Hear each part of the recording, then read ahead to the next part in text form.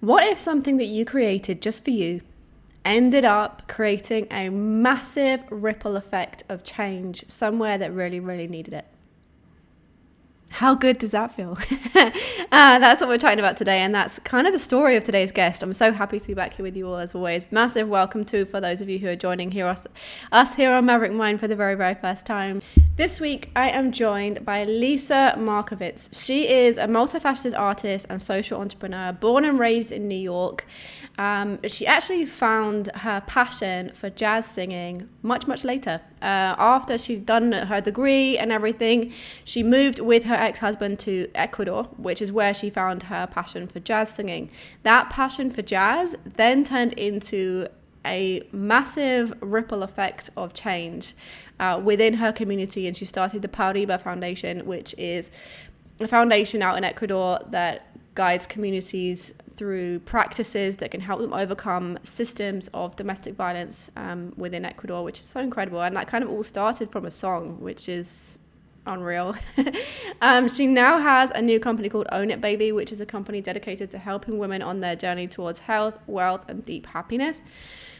She has her first offering, which is a course, Shepherding Women from Trauma to Joy. It's a self-paced digital course that runs people through a system, which is a gentle journey back to self-love through art and self-expression.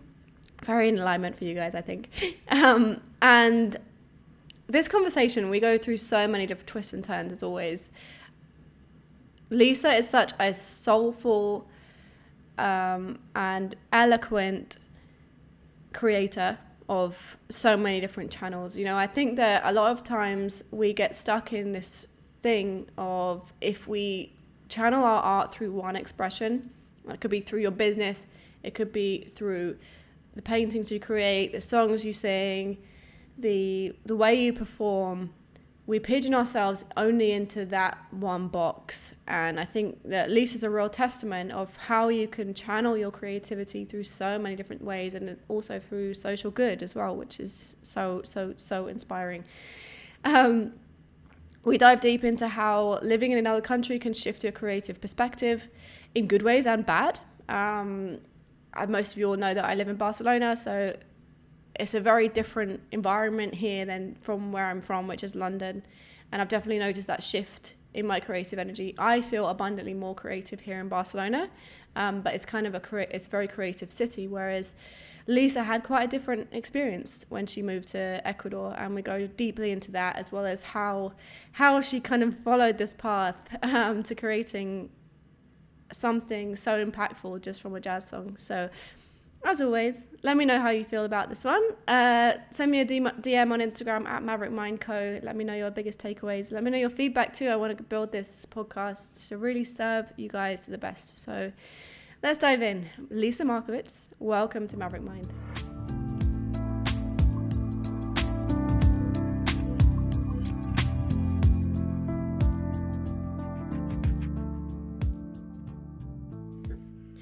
Lisa, welcome.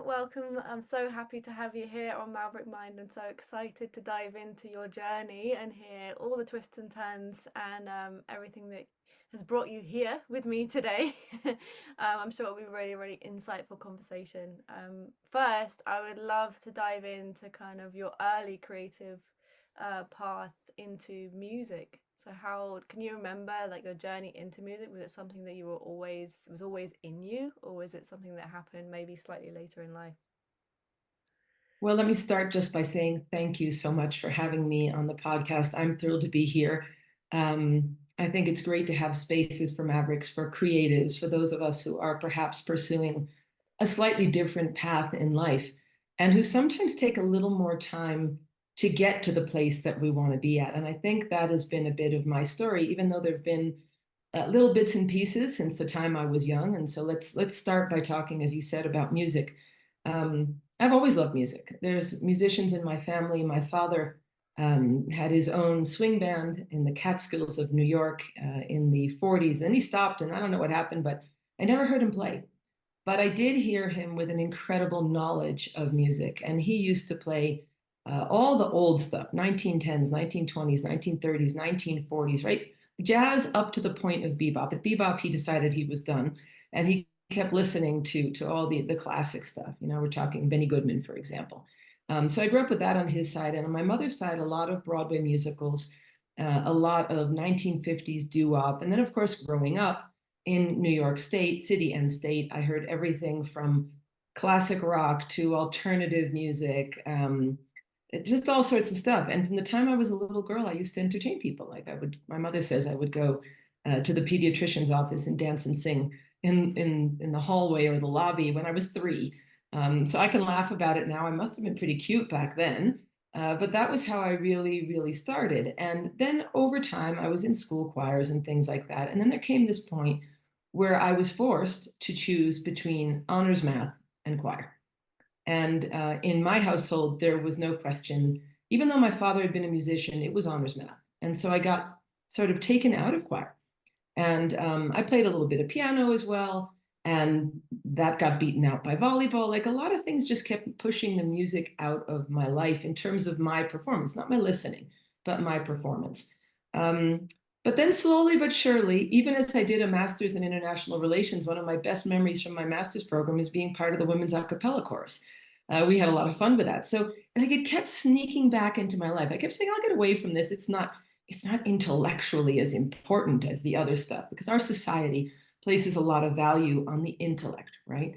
That's what we pay money for in general. And you only get paid money if you're an artist.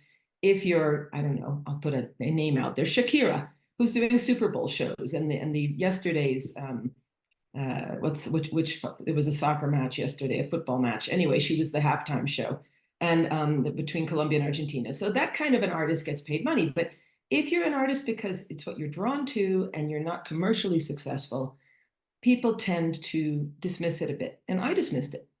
I dismissed it, but it kept coming back. It kept coming back. And so when I moved to Ecuador, and again, this is a whole other probably line of divergent things, but when I moved to Ecuador, I decided that in addition to doing work, what I call work, business, and things like that, I was going to take voice classes. And that was 30 years ago. And I haven't stopped. I've continued taking voice classes. I produced and sang Ecuador's first ever vocal jazz album. That was back in, oh gosh, 2005.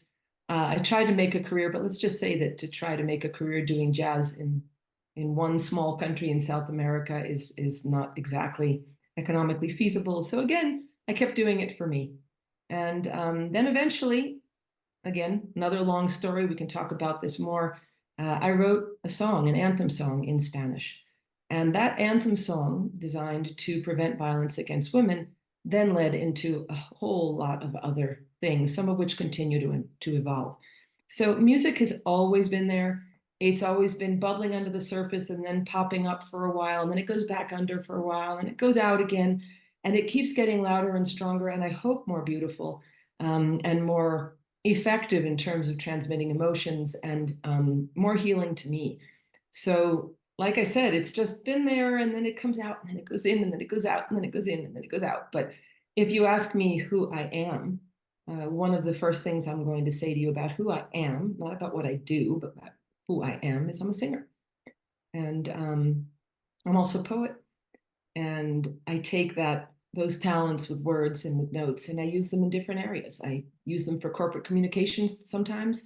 I use them for social work at others, and sometimes I use them for entertainment, and at other times I use them for healing. And that's in me. It's in me.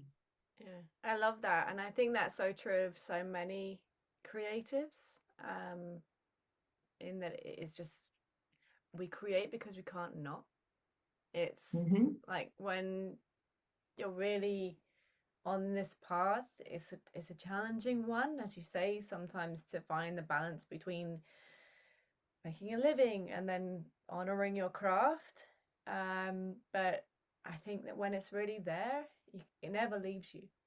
And there is a kind of a dance between who we are and what we do. And I think when you're a creative person like that, it is part of who you are, and it is like a real expression of who you are. So yeah, I love that. I think so many people will resonate that. I want to go back a little bit just because I had a little curiosity that came from your story there, but kind of far back in your story. As your father was a musician, I'm really interested. Do you know why, when it was at that kind of fork in the road between choosing choir or maths, why they were still so encouraging of you going against their own path, going towards math instead of the music? Do you know why that was, or do you think it was just I because I can society does? only I can only guess. I can only guess because we really never talked about it, and I was young at the time, and it was not, I think this generation today is different. I think they question a lot more. I think they do not, in my experience, and I am generalizing, of course, and there will be, of course, different people raised different ways. But in general, I think my generation was raised to respect our parents, whatever they said, and not question too much. I think it's less so today. Um, so I didn't question too much. I mean, I got angry, I got resentful, I got teenage, frustrated and annoyed and all sorts of things, but I didn't actually confront him about it. My father was, from all accounts, an incredibly talented pianist, and I have found old sheet music of his that, as far as I'm concerned, would have required about 20 fingers instead of 10 in order to play, and at rapid pace. And he certainly knew a lot. Every time he would put things on, he could talk to me about phrasing and when people were using the right pitch or the wrong pitch or the right style, the wrong style. And he had really exquisite taste in music, which formed my ear as well. And I'm very grateful for that. But he actually left music and became a lawyer and a philatelist, a stamp collector and dealer. And he left his music behind, and I never heard him play a note, which is really, really sad to me. Really, really sad to me. Um, but it is what it is. And I think he had internalized this, probably the immigrant mentality, because his father was an immigrant. And this immigrant mentality of, you get yourself established in your country, you make money, you get a profession, you do the best you can to bring your family out. And music was seen as lesser. I don't agree with that opinion, but I think that was probably where it came from. And so if there is a conflict, scheduling conflict between honors math, which can get you into the path of being what society says is, valued, right? To be a doctor, to be a lawyer, to be an engineer, to be any of those very well paid professions, why would you consider putting that aside in order to be a starving artist? So I think there's some fear-based stuff, that's passed down generation to generation. I think there's also probably, I think our parents, when we're artists, they probably share, without knowing it necessarily, subconsciously, their own fears of, what if I'm not good enough? What if I can't actually make it? What if it's just a dream and a twinkle in my eye, but I'm really not good enough? And so you get this, to use this sort of hated term, imposter syndrome, that says, no, I'm not a good enough artist. I could never make it. I could never become that Shakira or whoever your idol is. It doesn't matter. I'm using her because she's top of mind right now. But, you know, there's that fear. And I think in my father's case, there was a fear when bebop moved in. That required a lot of improvisation. And improvisation, much like poetry, is something you cannot fully dominate. You can learn all the scales, you can learn all the rhythms, just as you can learn rhymes and meter and all sorts of things in poetry. But the way for you to create beautiful poetry or beautiful solos when you're improvising is to let go. It's to say, I trust. I'm going to step off that cliff, and I'm going to trust that whoever are my protective angels, whatever you want to call them, they are there not only to stop me from falling, but to raise me up higher. And to take that step, it gives me chills when I talk about it. I don't know, Me like, too. but it's, yeah, yeah. I talk about like the Goosebump Project when I talk about some of my other work, but this is in line with that. It's, you know, do I trust in myself, in a higher power, in what I have learned and what I can forget, to just step off that cliff and create? And that's scary. And that takes so much courage. And I think that's what makes those of us with an artistic or creative bent so different, perhaps, from others, is that we take the step first. You give us the blank page and we write on it first. You give us the stage and we make the music first. And then you get to come in and decide if you want to be a part of it. But we took the step. And that is something that distinguishes us from other less maverick people. I'm not placing a value judgment on this. There's value in each different way of being, but that is what makes us different. And that's all I can sort of think about and express as what might have been some of his conscious or subconscious reasons for pushing me in a different direction. I do wonder Yeah. sometimes what would have happened if he hadn't, if I had just kept going with music. Yeah, for sure. I think that's probably very true. And I guess it's also protection of you, maybe pushing you toward perhaps Mm-hmm. a more comfortable path. Because Stable. as a stable path, as you say, I think a lot of creatives do carry this belief subconsciously because it's been part of our society for a very, very long time that, artists are either broke or broken. No matter what no matter what your art may be, painting, sculpture, music, anything. Um, and we do carry this belief, and to really choose to follow this path, you have to let go of that belief, and as you say, start to trust it. Um, but it is a challenge, and it's not an easy path. And I think sometimes No. maybe a parent might want to protect you from the massive highs and crashing lows that this journey can come with. And maybe he experienced some of those big lows and didn't want you, wanted to protect you from them, perhaps. I will never know. I will never Yeah. know. But, I had a very dear friend a number of years ago in Ecuador who suffered from a lot of depression. She was an artist. And one day I came to her and I said, "You look like you're doing better. I'm so happy for you. What happened?" And she said, "Well, I realized that as an artist, depression is just part of my everyday path. And now that I've realized it and I accept it better, I'm okay." And she really was just so much happier, lighter, freer because she realized that some of that ups and downs, it's experiencing more extremes, allowing ourselves to experience more extremes of emotion that then allow us to channel our artistic response to that. I'm not saying that you have to be completely depressive or that you have to be ecstatically high in order to create. I create every single day and from places of stability. I do a lot of yoga, a lot of meditation, and breathing, and that has helped me channel without such big extremes. And I think these are things that we can learn. But I do think there is a tendency in those of us who are artistic to feel more deeply, to be more empathic, to be more sensitive, and perhaps to see things a little more clearly than other people do because we have eyes and ears and senses that are designed in order to do that because that's what allows us to create. The devil's in the details. So if you can't feel or see or hear or touch those details, you can't recreate them from your perspective, if that makes some sense. Yeah, absolutely. I think that makes perfect sense, and I couldn't agree more. I think that as creatives, we are almost designed to be maybe more sensitive because we have to be quite receptive in We're order to kind antennas. of, Uh-huh. yeah, we're antennas and we receive information and we kind of collect information and then one day birth out into something magical that didn't exist before. Yes. So we kind of have to be. So I think maybe your friend had a really, without realizing, like powerful, very wise insight there. That actually we have Mm-hmm. to just accept that this is part the parcel. This is sort of, and also through I've been a yoga and meditation teacher for 12 years, and I think one of the biggest things that yoga and meditation and breathwork have taught me is that our experiences are just passing through us in the same way that our inspiration and our art is just passing through us. Depression is only ever a passing visitor. It's like a train going through a station.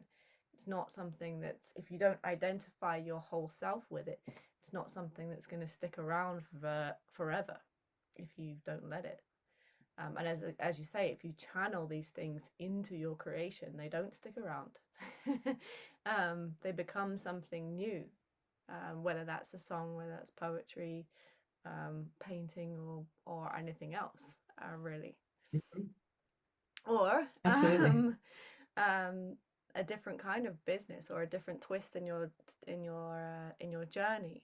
So to kind of go to the next layer of your journey, I suppose. I would love to hear about how you ended up in Ecuador.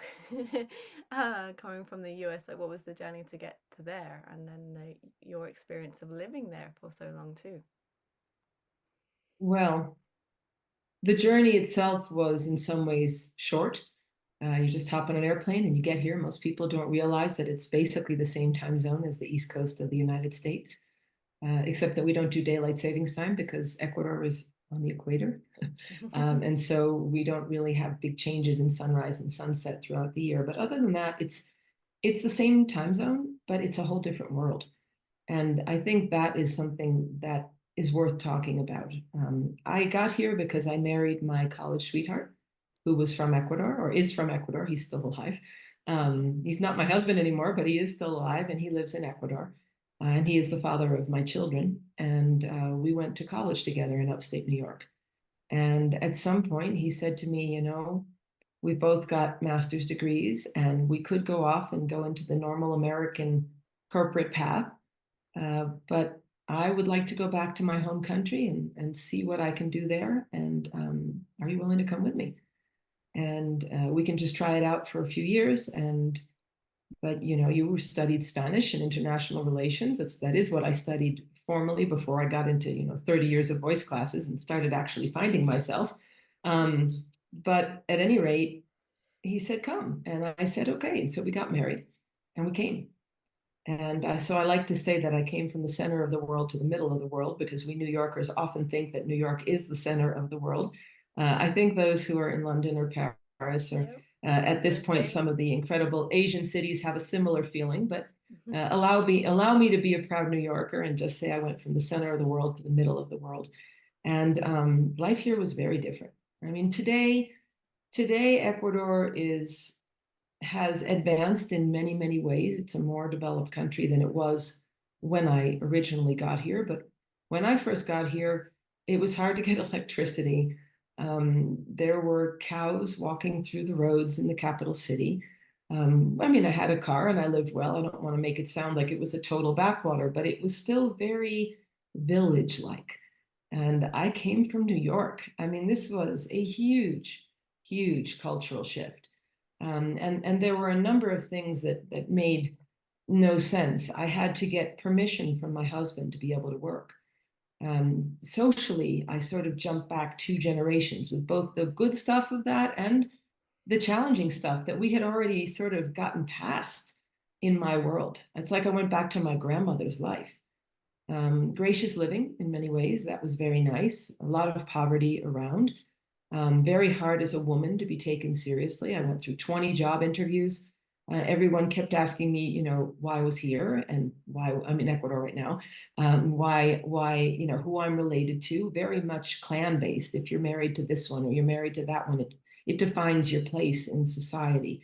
And there were a lot of interviews where people would say, you have an incredible resume, but we know you're going to just go off and get married and have kids and go to society teas every day. And I'd be like, you don't know me. I'm an artist. I'm no, I'll have a glass of wine with a friend and discuss all of the things that are going on in the world. And I'll go to a bohemian dive, which was not well looked at because, what are you doing going to hear music, really good music, in a place that's not approved by society. So it was a major, major shock to my system. And we had agreed to stay a couple of years. It ended up growing on us, as it often does, because the quality of life here in many ways is really lovely. There's good food, there's spring, fall weather all year round. The place is beautiful. People are warm. A lunch lasts 6 hours. It doesn't last 1.5 or 2. You will be here at 12 and you will leave at 2. Now that I've moved back to the US permanently, that's sort of, I'm having reverse cultural shock, remembering people are so time conscious in the US and most of the Western world, but they're not that time conscious here. I don't mean in a business sense, but I mean in a sense of, you go to somebody's home for lunch and you stay until 9 o'clock at night. And that's just how it is. So it's a very, very different world. Some of that warmth, some of those friendships, I value deeply. Um, I got a little bit tired of some of the dysfunction that I ran into. And I certainly did not like, as a smart educated, creative woman being told that I had to be fit into a box, and do what society said that was right. I chafed at it. And so I still did my music. I still studied. I still made this CD. I've sung in the jazz festival here. I've sung in a number of other venues, but it was always me against the world. And I got really tired of it. I got really, really tired of it. And now that I'm living in a place where there's a lot of music and art are valued, in a place in the States, I'm realizing really how much I missed out on in terms of that nurturing experience in the US. But it comes at the right time, Ellie. It just comes at the right time. So anyway, that's how I got here. I lived here for 30 years. I had two kids. I raised them here. I'm very grateful to the education they had here, which I think has helped them both know themselves and know where they're going and be good global citizens and just be good people and centered, happy people, and to respect their heart as much as their mind. And I think if I had to say the one greatest thing that I've learned from being here is that it is our heart that really makes our decisions for us, and the mind is there to support. And I was trained, as I said, do the math, get out of choir, use your head. And of course, we should use our head and we should educate and we should know. But our intuition is so powerful. Our heart space knows what it wants. It is connected to the vaster universe and to people and to our own needs and desires. And then we can use our head to implement what our heart has figured out that it wants. And that is a much more Latin American vision of the world than what I was brought up in, living in New York. Very much so. Yeah, for sure. I always say that I think, especially in the West, we view our bodies as just like this thing that carries our heads around to meetings. Mm. But actually, the body is such a wealth of communication. It's giving you messages all the time of whether things feel right or wrong, exciting or maybe not for you. Our intuition is the most powerful resource we have, I think, especially in with creativity. And I think also if you are following maybe a more maverick path or moving or a more against the grain path when you're in that space, so many people listening will really resonate with what you said, maybe not in such an extreme way of really feeling like they have to go against society in so many ways. So I'd really love to know when you're really in that, maybe in the more early days when you really felt like you had to go against what Ecuadorian society was sort of telling you that you should be as a woman. What kept you true to your own path? Were there tools, practices, or just a big vision? Oh gosh, that's a hard question. Um, I had a wonderful voice teacher. She's still teaching. Her name's Kathy Elliott Garcia, and she's a dear friend of mine. And she once said to me that you don't choose to be a singer, it chooses you. And as we were saying at the beginning, I couldn't avoid it. I kept trying to avoid it. And I would get invited to somebody's fancy wedding. And I'd go to the fancy wedding, and everybody would be chit-chatting and showing off their jewelry or their dresses or their whatever. And it's nice to get dressed up. You've worked in fashion. It's lovely, right? It's fun. Change your look for a night. Get dressed up to the nines. I like that too. And as a singer, it's part of my image as well. But that was as far as they went with it. They weren't creating the fashion. They weren't creating. They were just gossiping, a lot of them. And I would sit there at the table and I'd get bored, and I'd watch the band, and then I'd watch the band, and then I eventually knew the people in the band, and so I would just go up and talk to the people in the band, and I couldn't, I just couldn't, and I needed to get up on stage, and I think that I was very hesitant to move in that path because it was a rejection of the society I lived in to some extent. It was being a maverick for sure, an outlier. There was a sort of medieval mentality. I'm sure you've seen the show Downton Abbey. And I remember there's one scene where the lord of the manor has an opera singer, the wife has an opera singer come and invites the opera singer to sit at the table. Now, let me tell you, to be an opera singer, you need to know a lot. Being an opera singer is, triple threat 10 times over. You have to have a perfect singing voice that cuts over an orchestra, act, dance, everything all at the same time. You have to be able to go deeply into yourself. I mean, it's amazing, amazing work to be an opera singer. And on the show, the wife says, I've invited her to dinner. And the Lord says, well, what will I ever have to talk to her about? Because there's this sort of, in traditional societies, there's this view of musicians as servants. And so if you are in the echelons of society, why would you want to go down in a very vertical society, right? So people would say to me, why would you want to sing? I would say to them, I can be part, I'm sorry if there's some ringing in the background. I could sing for your wedding because I knew I would have fun doing it and I would do a great job, right? And they would look at me like I was crazy. Like, what do you mean you want to sing at my wedding? You should be a guest. Like there was an implied status issue involved in that. So yes, to decide to be a part of an artistic world, again, and not a major commercial artistic world, because that would have been looked at positively, right? But to just decide to go out on your own artistic path in my social world was frowned upon, as it had been frowned upon by my father. So I had these, repeated patterns of people telling me, you can't be who you are. And that's something that's hard to come back out of. It's been a whole path. And singing has been a big part of it. A few life crises that I could only heal myself by writing poetry. I used to hate poetry. Now I've written hundreds of poems, some of which I think are decent, some of which I've turned into songs in 2 different languages. I just keep writing poems. Why? I had to. It just kept bubbling up. It was much more powerful than I was. I can't explain it any other way. But I fought it. I fought it tooth and nail the entire time because I kept being told that that wasn't acceptable. So I would do a lot of writing in a commercial sense. I would manage communications for a company. I would write your website. I would do translations. I would make people sound better than themselves when I wrote because I'm an artist and they're not.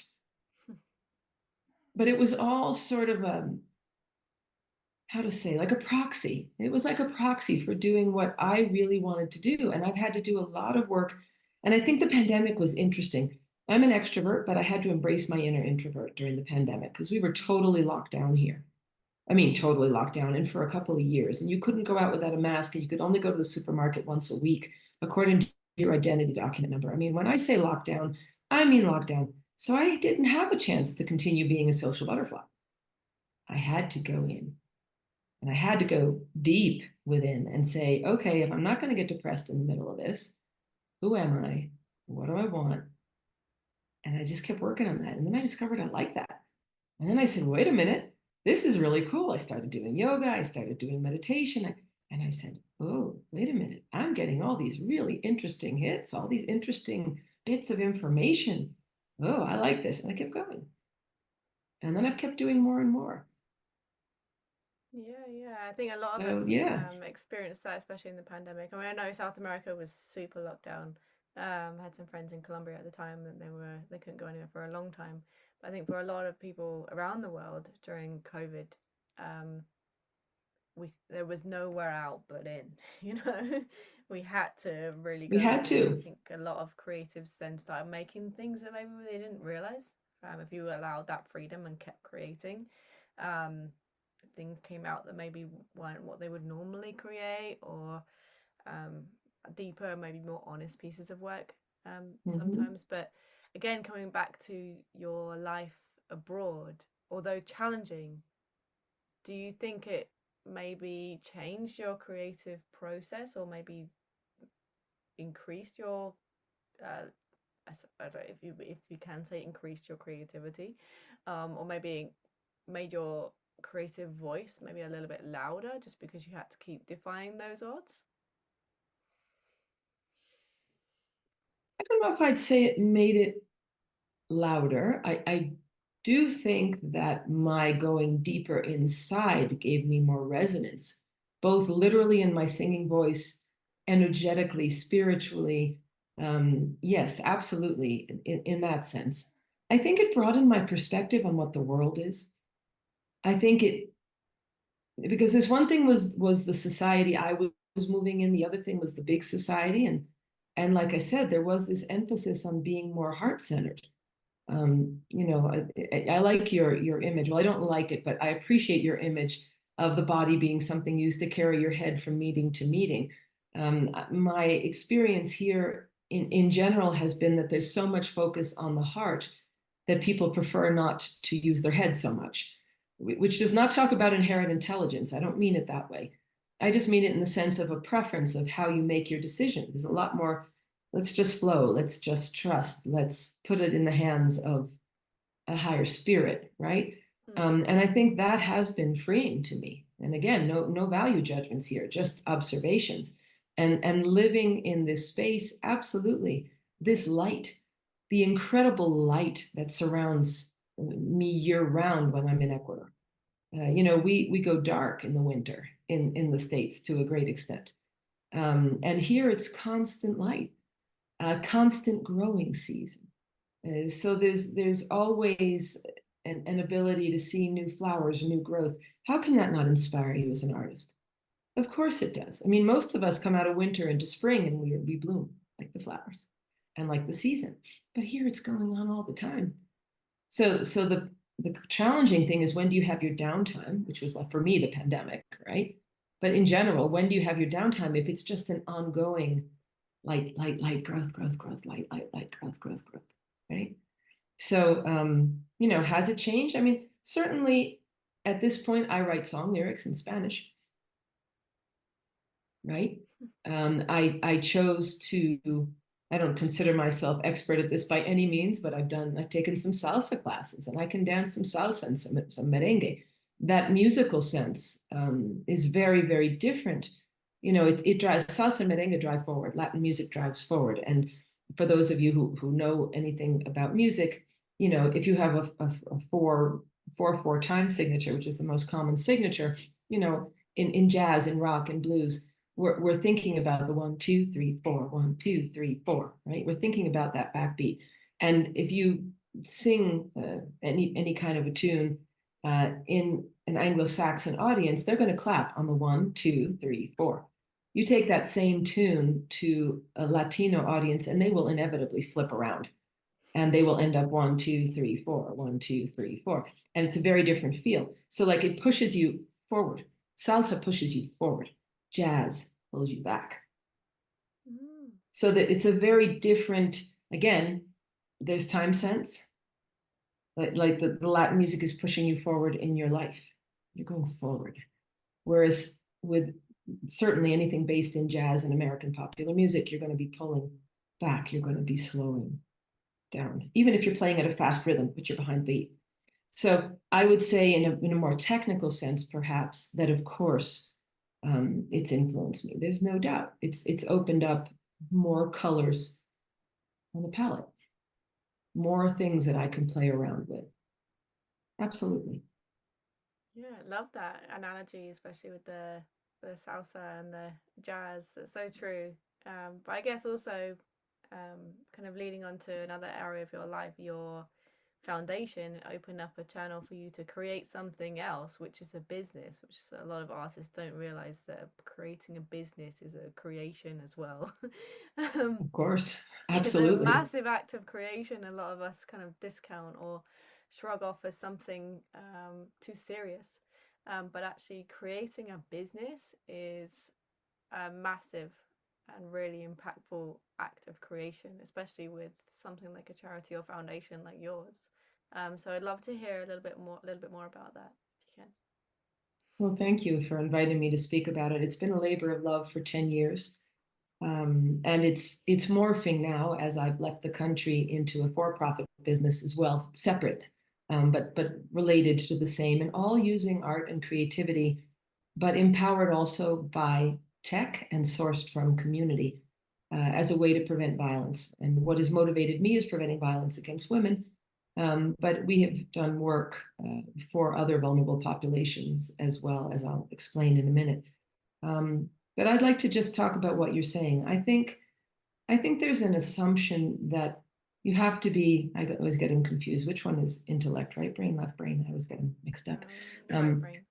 Right brain, right? That you have to be very right brain in order to do business because it's all numbers and it's law and it's that. And of course you do. And I feel very blessed at this point in my life, to bring both sides of my training and both sides of my education and both sides of my being to what I've been working to create. But there is little doubt in my mind that everything that we have done as a foundation, and we're called Pa Arriba Foundation, which means onwards and upwards, trying to stop the downward spiral of violence against women and turn it into something where we don't just say stop, but rather, lift you up, because that's the idea. And all of it has come out of creativity, out of intuition. We have created disruptive, innovative models to the point of being disruptive to empower communities and people within those communities to change their own lives, to stop waiting for a top-down response that is going to somehow save them. When really what we need to do is go deeper within ourselves and remember that we have to love ourselves and that we are worthy and that we have self-esteem. And I will say this to anyone out there who is hearing us or seeing us: you are valuable and you are worthy just as you are. And everything I did started with a song. And it's a very unusual way to start what has become a foundation that has now created a digital platform we're about to reach 500,000 unique visits to our platform in Ecuador in less than 2 years. And it all came from a song. And isn't that amazing? And people say that's not possible. You had to do this, you had to do that. And I said, what I did is I wrote a song. And I wrote this anthem song. It's called No More, No Mas. It's on all the streaming platforms under my name, Lisa Markovits. And that song took on a life of its own. I got money from the US Embassy in Ecuador to produce it. I have Grammy award-winning and Latin Grammy award-winning musicians and producers. It eventually got recognition as a semi-finalist in the 2020 version of the International Songwriting Competition, which is the biggest songwriting competition in the world. I didn't even want to submit it. My son made me. And then it came back semi-finalist. He was like, see, Mom, I told you. See, doubting, still doubting, right? It's a song that I wrote 12 years ago, and people hear it today and they still find it fresh and they still find it relevant because it wasn't a jingle. It was something that was born of true creativity, not just somebody sticking their head on something and saying, hey, I got to do this. No, it was a real musician making a real piece of art that was protest art. And that has drawn to it hundreds of volunteers. We've created this digital platform. We've run psychosocial support spaces, helped 6,000 people through difficult moments in their lives. We've created educommunicational campaigns to prevent violence, all of which are community sourced and then enhanced by our communications knowledge as a team. And all this just comes out of this bubbling well of creativity of saying, hey, there's a problem in this society. In Ecuador, 6.5 out of 10 women have suffered violence at some point in their lives, according to official statistics. And it's probably underreported, and this is 2 times the world average. It's a country that suffers from one of the highest rates of teenage pregnancies, a lot of incest, a lot of intrafamiliar rape.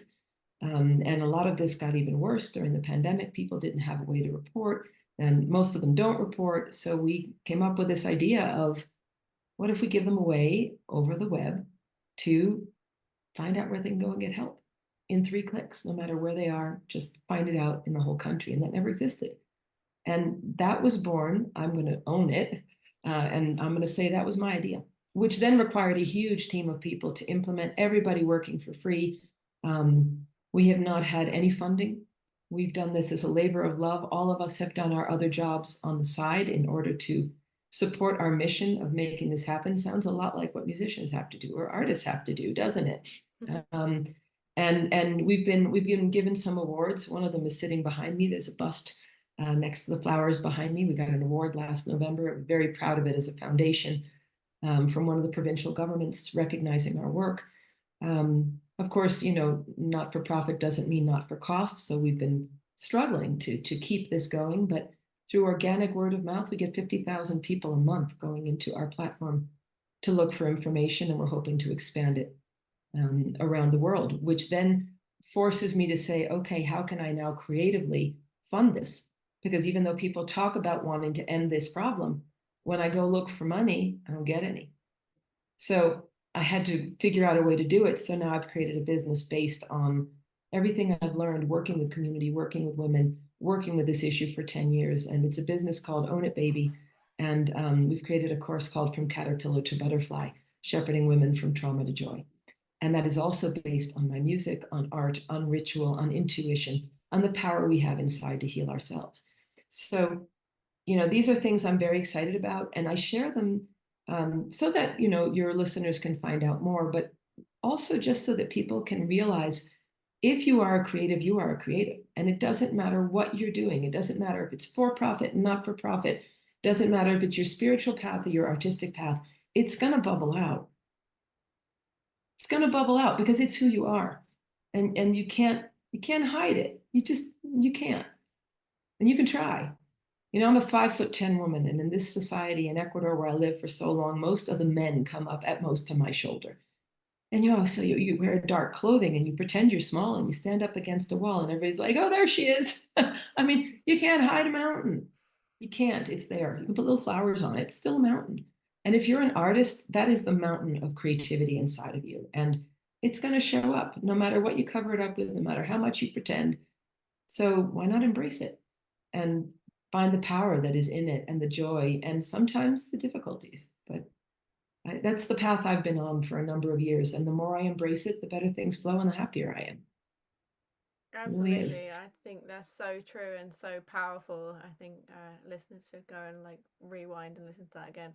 Um, I think that it's so common for us to pigeonhole ourselves as like if we're a creative person, I am a painter or I am a sculptor or I am a musician, but you don't actually, I think true creative freedom comes when you allow that creativity to come through whatever channel it's coming through in that moment.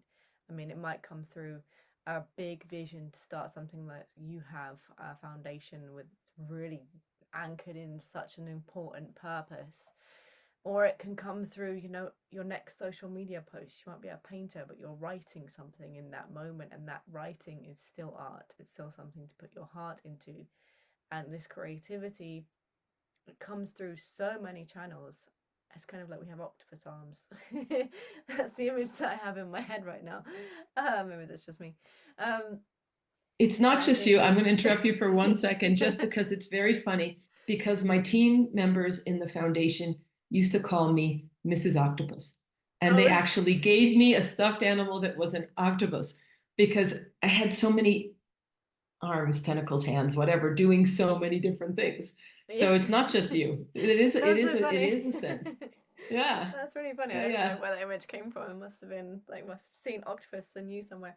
Um, but I think and those octopus arms really have to come into play when you're starting a business because you have to have so many things that you're doing at once, and it can be a challenge and it can be a real massive um I had it's a cliche phrase but a learning curve. um and I think that it's something that a lot of us struggle with is if we do start along the path where we maybe are doing that thing we call starting a business, pursuing a vision, to keep it going for 10 years is a real honorable and inspiring feat because so many maybe struggle with the resilience it takes to get that far. So I'd love to know what's kept you going. Is it the vision that you have? Is it the impact that you're having? Is it just the community that you've built? Is it mix of all of the above? Gosh, I've wanted to throw it down the drain so many times, I can't begin to tell you. And I swear, from the very beginning, I was a very reluctant activist. I didn't want to do this. I was like, no, I sing songs for romance and to be pretty. And And just because they're nice to listen to, and I like playing with the rhythms. What am I doing getting involved in this heavy duty issue? Really, because it's a heavy duty issue. It's a very hard issue. It's across the world. And I won't go into all my thoughts on it because that would take over the entire podcast, but it's a very important issue that I think underlies a lot of the problems that we're seeing in the world right now. Um, Definitely it's the cause that got me going. I got inspired, and this is on my Instagram, the beginning of my Instagram account, when I was launching the song and launching this platform. I shared about this. There was a horrible case in India, New Delhi, India, in December 2012, and many people saw this on the international news, as I did, because it was such a heinous crime. And it turned us into activists. And I've met other people who are activists now because of that crime. It was just one of those things where I said, I can't leave a world like this to my children. I have two boys, I don't have girls, but I wanted to make sure that they knew how important it was. And I wanted to make sure that everyone in that generation, we just start making a cut. And there's the before and there's the after. Have we made a real difference? I hope so. We certainly have impactful numbers, and I have personally experienced some incredible transformations in some of the dialogue circles that we've run, these psychosocial support spaces. And sometimes I have a particular image of a young girl or a woman or somebody who was transformed that makes me keep going. Sometimes I'm about to stop and I get a call from somebody who says, my company wants to support you. And unfortunately hasn't panned out yet, but we just keep trying. I keep meeting with people who say, these are amazing communications campaigns. They're much better than what's out there. And I said, well, they're being made by an artist. And it makes a difference. It's not just a jingle. It's somebody who really, truly, deeply cares and can transform that into something else. I think some of the challenges have been the financial challenges. Some of them there have been times where I have been burnt out by the issue. And then I have to step back and take a break and just go into spaces of joy and beauty, whether that's music or poetry or just walking around in a garden. Getting back in touch with nature and using art of whatever sort heals me or could heal anybody else to cleanse.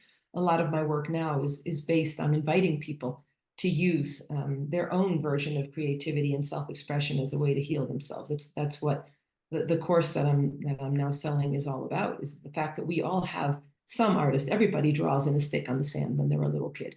You don't have to be a professional artist to enjoy art and to use self-expression to your benefit.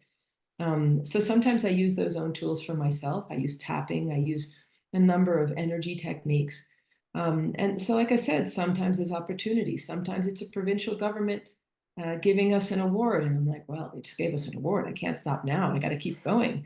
So there's always been, there's been different moments. There was a time when I first started, I had a board of directors, and one of them said, get us $500,000 and we'll get you the most incredible communications campaign to happen. And I was like, no, you're on the board of directors. You need to get me $500,000 to make the communications campaign. It's not reversed. Just because I'm creative doesn't mean I do it all. You have to do it. I'm tired of being Mrs. Octopus. You got to do some of it too. And I lost that board of directors at the very beginning. I lost all of them except for one other person. She was an artist. She was a ceramist and a sculptor and a painter. And she said, I see your vision. And sometimes I have to keep finding new ways to show people my vision. Sometimes I have to do it by storytelling because they can't see what I see. And so I've created digital plays to show people what it's like in a community that has what we offer versus what it would be like if it doesn't have, because they can't always see what I see. So I have to find creative, artistic ways to get the rest of the world to see. And I'll keep at this as long as I can. But at this point, I also have to focus on my sustainability, my being in a solid place in all senses of the word. And that's the way you help others, is first you get yourself centered. And if there's one thing I've learned from community, that's it. And it's not being selfish, and it's actually a very healthy stance that many of us women are taught, and certainly in my generation, we're taught to expect to be protected, to expect to be maintained, to expect, And that's not what the world is like. That's not. So we have to stop apologizing for going out and showing what we're made of and doing amazing stuff and asking to be paid for it. And I think that applies also to all creatives, whether it's a business or a nonprofit or your artwork or a dress you're going to sell or a song. It has to be recognized, and it has to be recognized in a way that is healthy for you, because otherwise it's not full honesty for yourself. And that's, we need more of that in our lives. So just keep going. Right foot, left foot, right foot, left foot. Yeah, That's it. absolutely. And I think it kind of comes back to something you said way at the beginning of trusting. Trust, if you're going to take that leap, you've got to trust the vision and trust and not kind of gaslight your own intuition by saying that maybe you're being silly. If you have a really strong pulling feeling towards something and you have that vision in your mind, um, trust that. It's planted in there for a reason, I believe anyway. Um, I and you agree. should go for it. And yeah, like when things get hard, and it's really easy for us to burn out doing these things. So as you say, light your own lamp first. Really look after yourself. Um, but I think a great kind of way to wrap up this conversation would really to dive into um, the power of vision, I think, and having a vision for what you're, if you are on a pursuit of a business or a vision of whatever your version of success looks like. And I always say that because it will look different for everyone. I think a lot of us think that our success as a singer is being Shakira. But actually, I would say success as a singer is creating a song that's created this massive movement. I mean, come on. um, so I'd love to maybe hear a riff from you about a vision, having a vision and going for it. Oh boy. I have had a lot of visions. Um, but I think I'll focus on the one that I'm working on the most now. Well, it's not true. I'm working on a few things, but I'm always working on a few things. Like I'm an artist, I get bored with one, I pick up another, I keep going back and forth. It's part of, and I have certain focuses, of course, at different times, but there's always stuff going on in the back of my mind. And the foundation has been one. My music has been another. I have a number of projects going on with that. Now that I'm settling into my new life in the US, I'm finding musicians and I'm looking forward to getting to sing more. But I think since you've been asking some questions about the intersection between creativity and business, that I would like to focus on the new for-profit business that I'm making now, if you'll allow me, and to share how that came out of vision, because I think it's an interesting story. The foundation grew out of a song, which is already a rather unusual way to start a foundation, wouldn't you say? It's been known to happen. I mean, let's look at the Me Too movement. Let's look at, there are things that set off. We look at Respect by Aretha Franklin, and look how that set off a lot of things in the 1970s. Just, I named that one word, and you're singing the song along with her, right? Um, but so I'm going to talk about how this business started, and then to some extent it started because again, I need to find a way to sustain myself and to be able, therefore, to help others. And part of what I'm doing is going to give donations to keep the foundation going. So part of it all makes sense organically how one led to the other. But let's specifically talk about this business. I have taken a number of years of courses with some really terrific coaches, because those of us who are creative and can't quite figure out how to land certain things, although eventually I landed them and I landed them big, but it took me some time to learn how to do it, to learn how to sometimes check other people's boxes because society needs it, even if I don't like it, but you got to do it, right? And I took this coaching course to try to understand some models that could work to help us sustain this project. And as part of one of the coaching retreats, the coach was a professional hypnotist. And I, of course, said, well, there's no way he could hypnotize me. That's not possible. It stood on my ground. I'm strong. I'm mentally strong. Can't happen. So he had us all in a room. There were about 80 of us. And he asked all of us to close our eyes. And this was a success meditation. It was so you could figure out how you're going to become the greatest person you can become. And He said, so close your eyes and be young you, young Ellie, young Lisa, right? You're going through a forest and picture what you look like. And you were maybe 15 or 16 or 17, and you're skipping along in the forest or walking along in the forest or whatever you would have done in the forest. And you get to this gate and you ring a bell, and out comes your future successful, incredible self. So it was a manifestation exercise, right? While we're hypnotized. And I kept thinking, never gonna hypnotize me, ain't gonna happen. Yeah, right. So anyway, that was my skeptical side coming through. So anyway, I'm imagining it's 17-year-old me and shorts and a t-shirt and sneakers, and I'm skipping through the forest, and I come to this, Hansel and Gretel style gate, and I press a bell or ring a bell or something, and who comes sauntering out of the forest but Marilyn Monroe in full regalia, white goddess dress, dripping in diamonds, hair perfectly coiffed, the right bright red lipstick, and she's walking up. This is like, I mean, it's so I laugh about it now, but talk about visions, right? I mean, this is the personification of the jazz singer, elegant from the 40s and whatever. I know she was an actress, but she also sang. And she wanted to control her own life, by the way. I found that out later, which is very interesting. Anyway, she comes sauntering through the forest and she stands there in front of me, and this is little 17-year-old, and I'm just like looking up at her, like, heart pounding, and oh my God, it's Marilyn Monroe. And the coach says, now ask your older self, more successful self, what you need to do in order to become her. And so I tentatively, as a 17-year-old little girl in t-shirt and shorts, and I look at her and I'm like, Marilyn, what do I have to do to become like you? And she looks at me and she sort of flips her hair and she says, own it, baby. Flips her fur stole off over her shoulder and walks back off into the into the forest.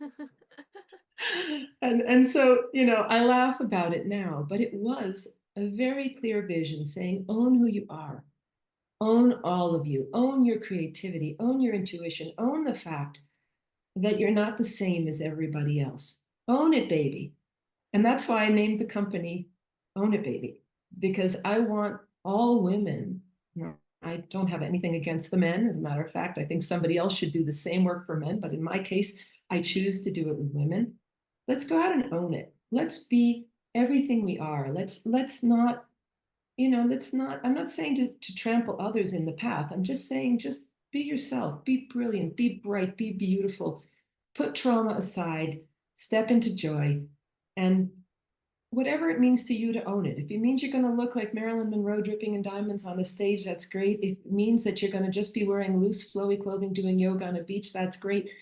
No one has a right to judge you. You own who you are and become the butterfly that you need to be. And that was a vision, which I then translated into a business and brought together all of the knowledge of everything I've been doing for 10 years, my music, my art, my intuition, my own invitation for people to step into whatever they call ritual, totally non-denominational, but as an ancient female healing method, things we've known for millennium that human beings own as healing methods, right? So that's how my vision has now become a foundation, a business, also hopefully more music every day, more poetry, and hopefully joy. And I'm walking my own talk, and I'm trying to own it, baby, every single day and bring people along with me in the most honest, authentic way that I can.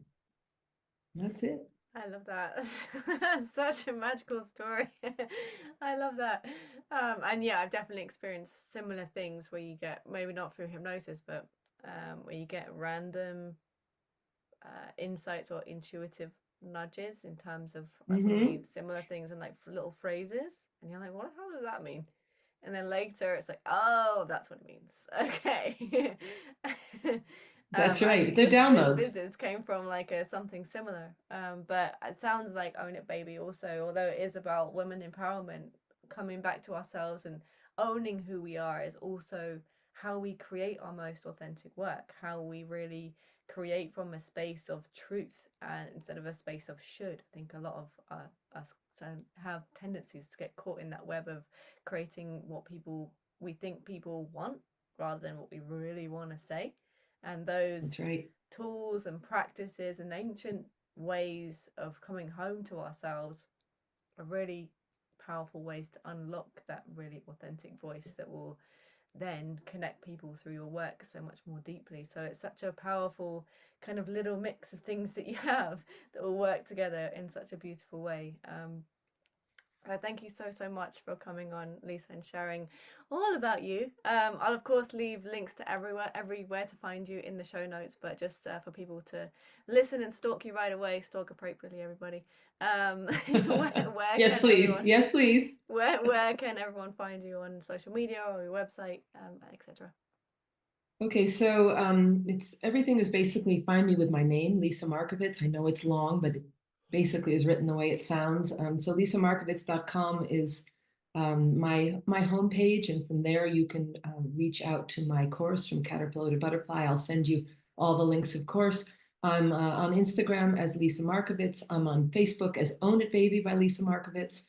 And I'm still playing around with if I'm willing to open up any other social media channels, because it's a lot of work to keep it up in the way that I would like to do it. That's part of being an artist, is we want it to be just how we want it to be. So progress over perfection. But I think there's lots of ways for people to get to know me, to reach out to me. And our foundation is paarriba.org. That's PAARRIBA.org. You can see our website, see everything that we have been doing. And it's pretty exciting. It's not quite reflected on the website yet. It's a constant battle to keep it updated, but we're about to reach 500,000 people that we have helped find the information they need to start changing their lives. And that's a pretty amazing thing. I want to thank my team for all the work that they have done as volunteers, as have I. We are searching for support.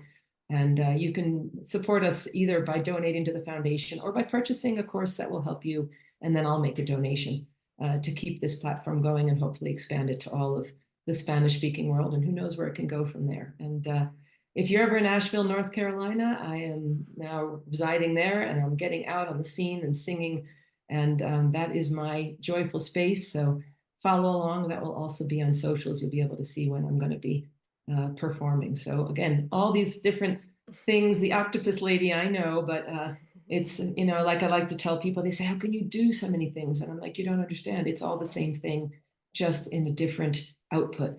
But it's all words, it's all music, it's all community, and it's all putting myself out into that space of taking that risk of being myself, of owning a baby, and hoping to bring people along with me for them to do the same. And thank you for letting me share a bit about my journey, and invite people to come along, because I'm looking forward to this journey with everybody. Yeah, for sure. I love that. And thanks again so much for coming on. Thank you. It was great. Thank you so much for joining me for this episode of Maverick Mind. I hope that you've loved it, and if you have, I would appreciate it so much if you would subscribe and write a 5-star review on wherever you're listening to this podcast from. If you'd like to keep the conversation going, I invite you to join me over on Instagram at maverickmindco, or on my website maverickmind.elliefoden.com. And I'll see you in another podcast very soon.